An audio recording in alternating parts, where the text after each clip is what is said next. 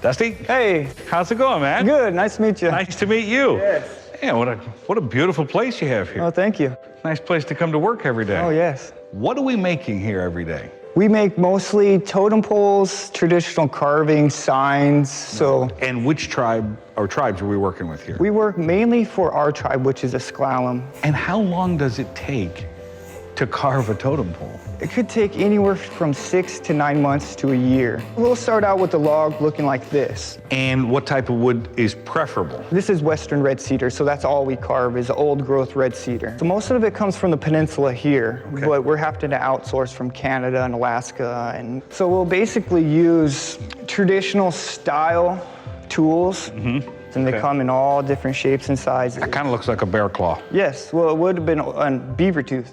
What? Yeah. You're kidding me. Oh. That was my nickname in college. Beaver tooth? Beaver tooth, Oh, man. yes. You can only imagine they're chewing on wood all day. And then, you can't go and buy this, so we have to make our own Make the tools? Yes. Is it possible you're working away and oh my, is the whole thing ruined? What happened? No, so patience, time, take your time, but we'll work out everything on one side of the pole first. So I'll find where the eyebrow sits. I'll transfer all my measurements to the other side, find out my eyebrow.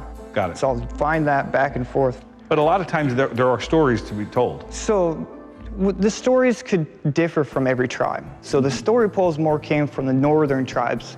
Got it. Up north, the Haida, Tlingit, Tsimshian people. And down here, we would have done more of the house posts. The actual structure of our house would have been carved. Got it. Then welcome figures, which would have been standing in our beachfronts or entrances to our villages. So it could be a story pole, it could be a theme pole, or it could be just a family crest pole. How many carvers are going to work on or did work on this piece alone? Myself. Are you serious? I did this piece over a year period by myself.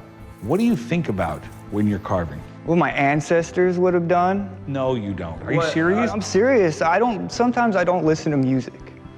I will just sit here and space out and just carve. Just carve. Just listen to the wood peel off the log. Do you sometimes just kind of let your hands do the work? For the first part. Yeah. So for the first side, I'll kind of just free carve to what I think is correct. That's incredible. And that's just, going for it, ads swinging away, big chips flying. Then the second side, I'll slow down because I have to copy what I just did. So I'll work over with compasses. I'll make a cross mark, bring it over here, make it back this way. So pretty much 3D surveying what I just did to bring it to the other side. I'm literally blown away by it. So I can get this thing dialed in within a 1/16 of an inch symmetrical. Is it sanded, I'm assuming? You sand? No. No sandpaper touches this.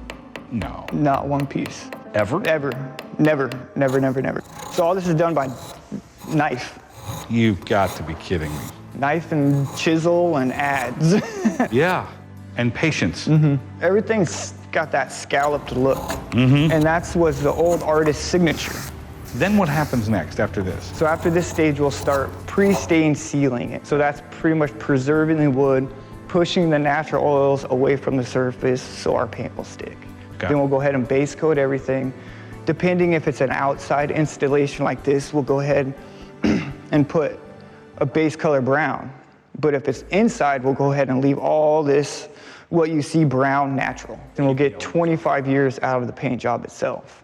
Help me out with the Salish tribe. How do they play into this story? So the Salish tribes are primarily from Neah Bay, through the San Juan Islands, down the Puget Sound, and up through the Inside Passage. So most of Washington State is Salish tribes. We have one big Northwest coast native culture, but yet there's different subcultures. And, Salish tribes, they all carve and do their art a certain way, where the Haidas do their art a certain way. It's very important to know what you're carving first. For me to carve outside of my Salish roots, it's almost taboo because it's more than just art. Got it. So for me to just stick to my Salish roots, to honor what my ancestors did and why they did it, that's where I get my fulfillment. What would you say to an artist today who's a young artist who's thinking, this could be a really interesting craft to learn? What would you tell them to do? Go for it. Go for it. Why not? I mean, geez, go for it and see how you like it. I never grew up thinking I was going to be a totem pole carver. I mean, what do you I'll be a totem pole carver teacher. So you fall into your craft. That's what I tell my children. It's like you can think you're going to be a soccer player, you can think you're going to grow up to be a baseball player, but your craft, what you're meant to be is going to choose you. You're not going to choose it. Thank you for this. Thank you.